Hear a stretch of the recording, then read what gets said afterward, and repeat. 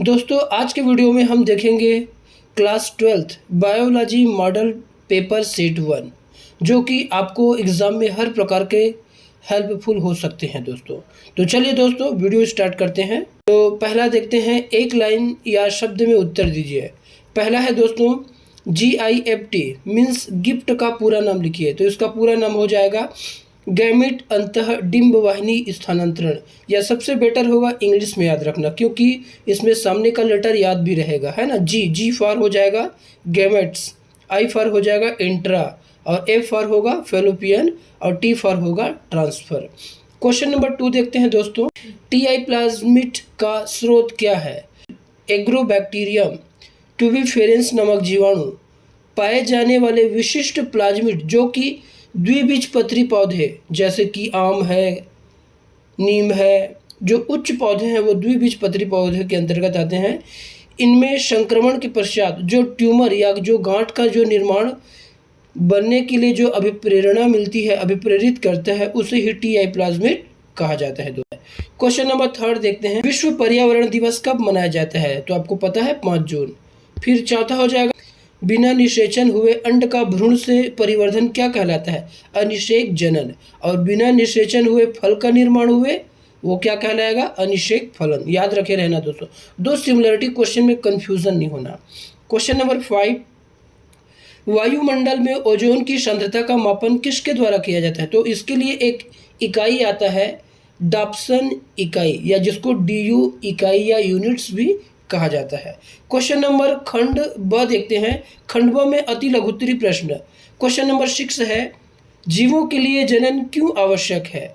तो उत्तर हो जाएगा दोस्तों, जीवों के लिए जनन अनिवार्य है क्योंकि जनन के द्वारा ही जीवों की निरंतरता बनी रहती है तथा प्रत्येक जीव एक निश्चित अवधि के पश्चात मृत हो जाते हैं या मर जाते हैं, परंतु मृत्यु को प्राप्त होने से पूर्व वह जनन क्रिया के द्वारा नई संतति का निर्माण करते हैं जिससे उस जाति की उपस्थिति पृथ्वी पर बनी रहती है। इसलिए जनन रिप्रोडक्शन बहुत इंपॉर्टेंट है दोस्तों। क्वेश्चन नंबर 7 है, प्रूफ रीडिंग क्या है? तो कभी कभी DNA प्रतिकृतिकरण के समय DNA श्रृंखला में क्षारकों का जो क्रम बदल जाता है, तब DNA पॉलीमरेज एंजाइम इस गलती का पता लगा लेता है, तो इसको क्या कहा जाता है? प्रूफ रीडिंग कहा जाता है। DNA मरम्मत भी कहा जाता है। क्वेश्चन नंबर 8 है, अपसारी विकास क्या है? अपसारी विकास एक ही प्रकार की संरचना का विभिन्न प्रकार के जीवों विभिन्न आवश्यकताओं के अनुसार विभिन्न रूपों में क्या होता है?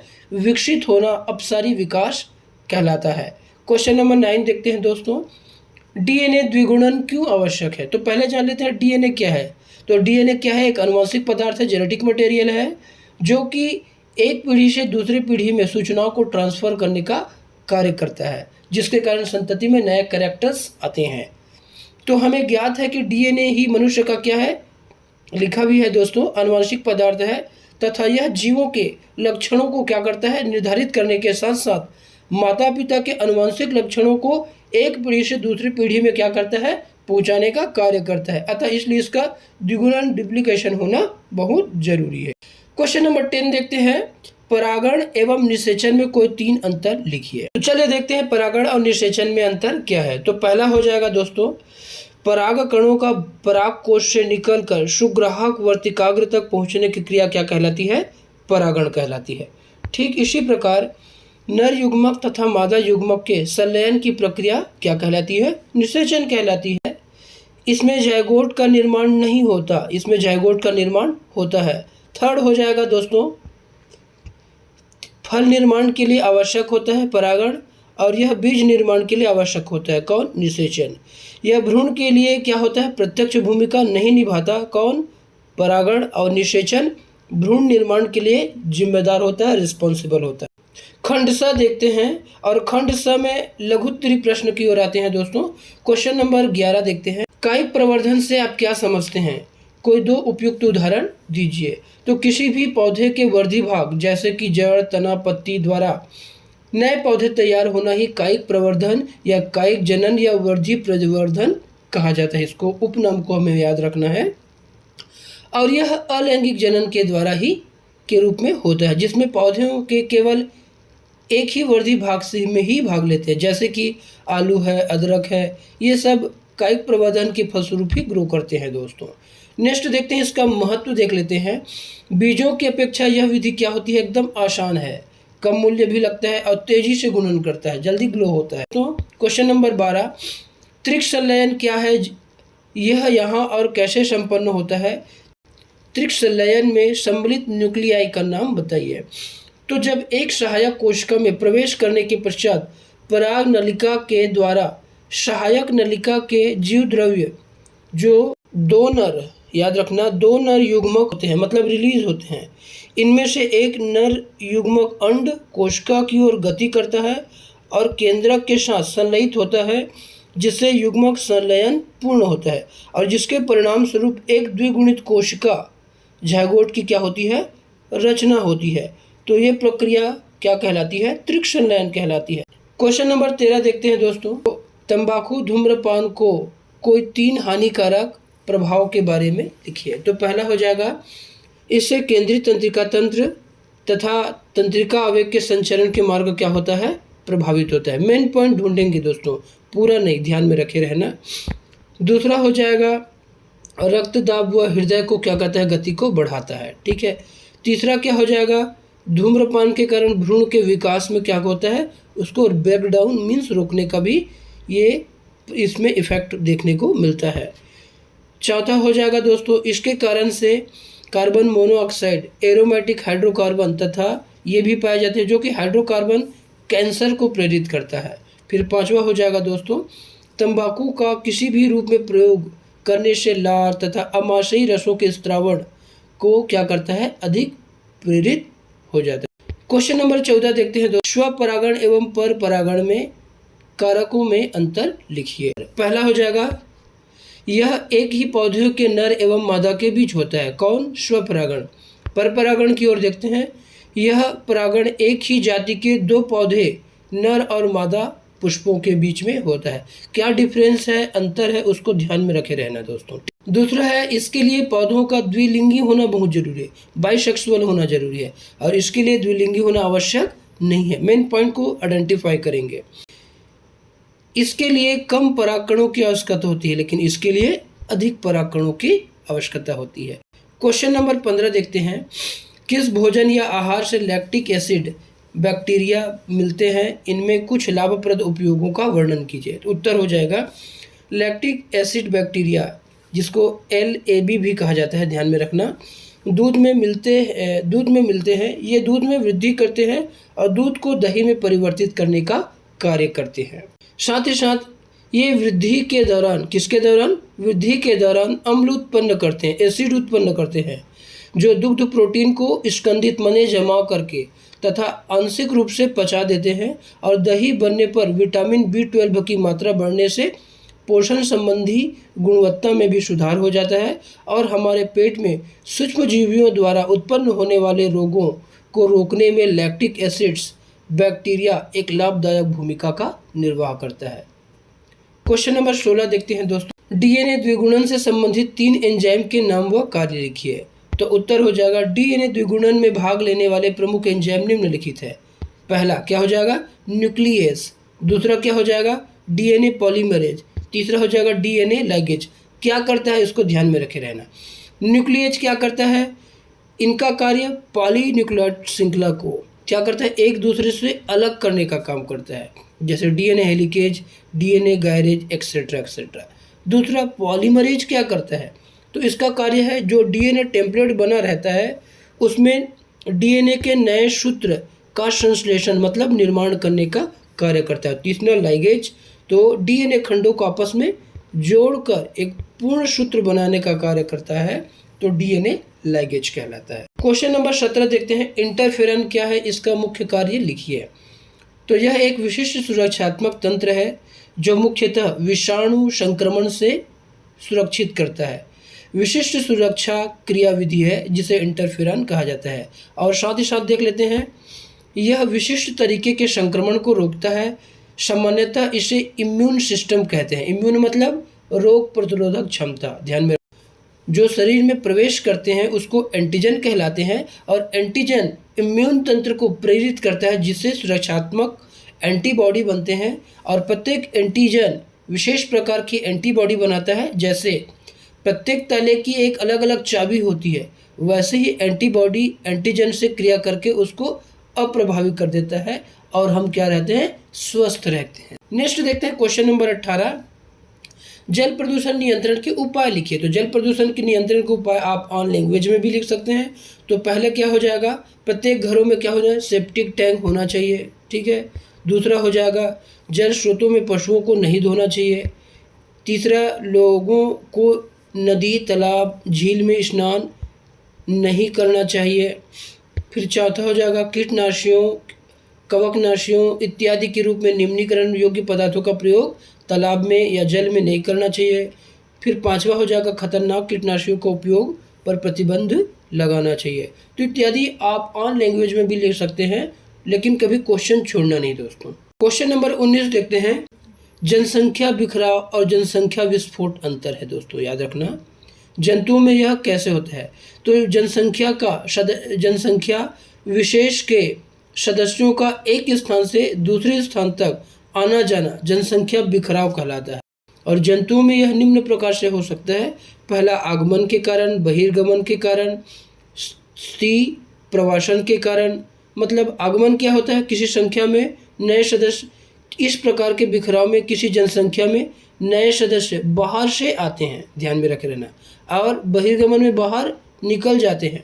और प्रवासन में आगमन एवं निगमन क्रमिक रूप से साथ साथ होता है। जैसे एक उदाहरण दिया हुआ है, साइबेरिया से असंख्य सारस पक्षी शीत ऋतु में इंडिया आते हैं, भारत आते हैं, और बसंत ऋतु में पुनः साइबेरिया लौट जाते हैं।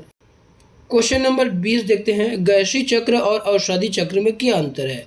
तो गैसीय चक्र एवं औषधि चक्र में अंतर, पहला हो जाएगा दोस्तों, इसका जलाशय पुल वायुमंडल या जलमंडल होता है, इसका जलाशय पुल स्थलमंडल ही होता है। दूसरा देखते हैं, इसके चक्र पूर्ण होते हैं और इसके चक्र अपूर्ण होते हैं, ठीक है। थर्ड हो जाएगा, बार बार चक्रीय प्रवाह के दौरान इसकी मात्रा कम नहीं होती, याद रखना। और क्या होता है, इसकी मात्रा क्या होती है, कम होती है। क्वेश्चन नंबर 22 है दोस्तों, जीन क्लोनिंग से आप क्या समझते हैं, इस तकनीकी की सफलता के कारण लिखिए। तो जीन क्लोनिंग क्या होता है, याद रखना, इस तकनीकी को जीन तकनीक या जीन संबंध भी कहा जाता है। और पुनर्योगज डीएनए तकनीक में एक जीव के विशिष्ट जीन खंडों को विशिष्ट प्रकार के रेस्ट्रिक्शन एंडोन्यूक्लियस एंजाइम तथा वाहकों का उपयोग करके दूसरे जीव के जीनोम में स्थानांतरित किया जाता है। इस तकनीक को डीएनए पुनर्संयोजन तकनीक या जीन क्लोनिंग कहा जाता है। इसके 3 कारण देखते हैं। तो पहला, डीएनए विकृतीकरण एवं पुनः स्वाभाविकरण की क्षमता। दूसरा हो जाएगा प्रतिबंधित एंडोन्यूक्लियस एंजाइम की खोज। और तीसरा हो जाएगा जीन संबंध का विकास। या खंड द देखते हैं दोस्तों, क्वेश्चन नंबर 23, परजीवी जीवाणु या ट्रांसजेनिक बैक्टीरिया क्या है, किसी एक का उदाहरण द्वारा सचित्र वर्णन कीजिए। या एली लिली नामक अमेरिकी कंपनी के 2 डीएनए अनुक्रमों को तैयार कर किस प्रकार मानव इंसुलिन का निर्माण किया, इसके सचित्र व्याख्या कीजिए। तो चलिए देखते हैं दोस्तों आंसर। परजीवी जीवाणु हिंदी में है और आप इंग्लिश में मैक्सिमम पढ़े होंगे ट्रांसजेनिक एनिमल्स या प्लांट्स क्या है ऐसा करके, ठीक है। तो वही 6, कंफ्यूज नहीं होंगे।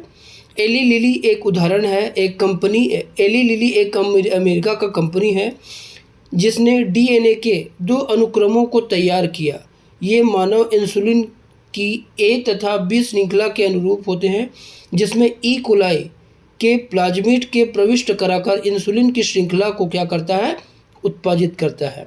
अब याद रखना दोस्तों, इंसुलिन क्या है, तो मधुमेह रोगियों के लिए जो दवाई होता है, मेडिसिन होता है, जो हमारे अग्नाशय मीन्स पैंक्रियास से रिलीज होने वाला एक हार्मोन्स है जो कि इम्पोर्टेंट रोल प्ले करता है। तो इस प्रक्रिया में क्या करता है, इंसुलिन का निर्माण करता है।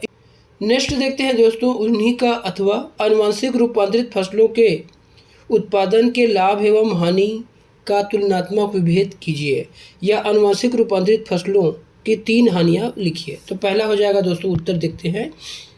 आनुवंशिक रूपांतरित फसल ऐसी फसलें जिनमें अन्य प्रजातियों के उपयोगी जीन पाए जाते हैं तथा जिन्हें आनुवंशिक अभियांत्रिकी की सहायता से एक दूसरे से प्रविष्ट कराया जाता है, उन्हें आनुवंशिक रूपांतरित फसलें कहा जाता है। इन्हें जीएम फसल या ट्रांसजेनिक फसल भी कहा जाता है। इसके लाभ क्या क्या हो सकते हैं? तो फसलों की पोषण गुणवत्ता में सुधार किया जा सकता है।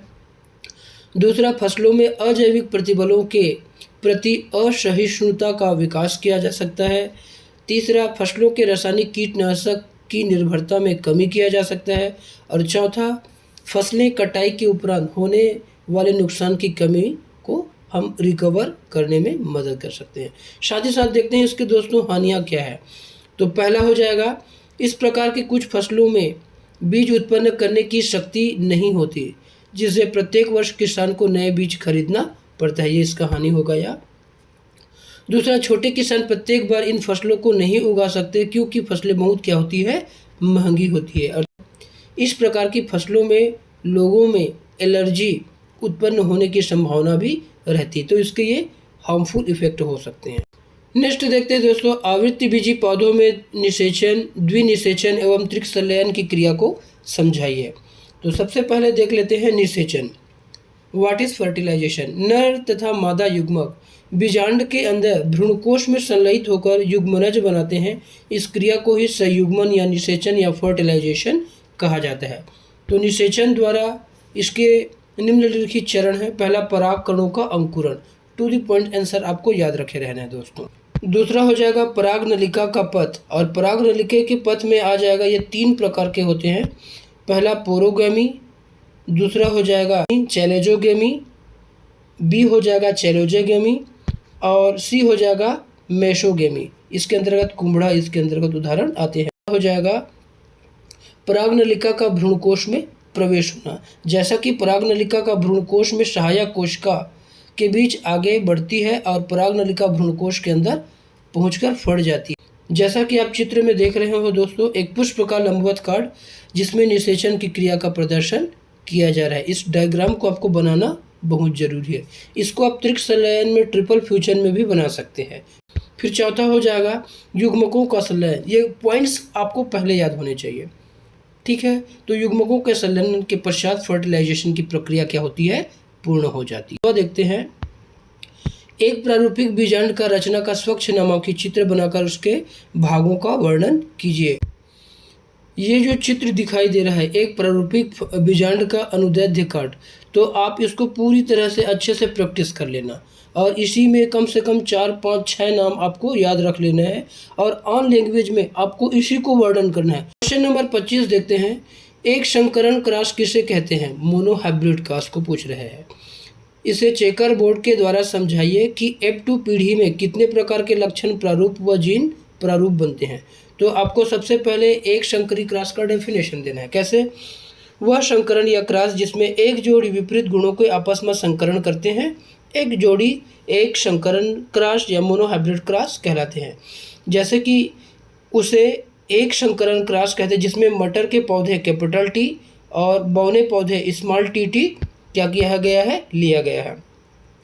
इस संकरण में पहली पीढ़ी में जब केवल लंबे पौधे बनते हैं, क्या पाते हैं? लंबे पौधे बनते हैं।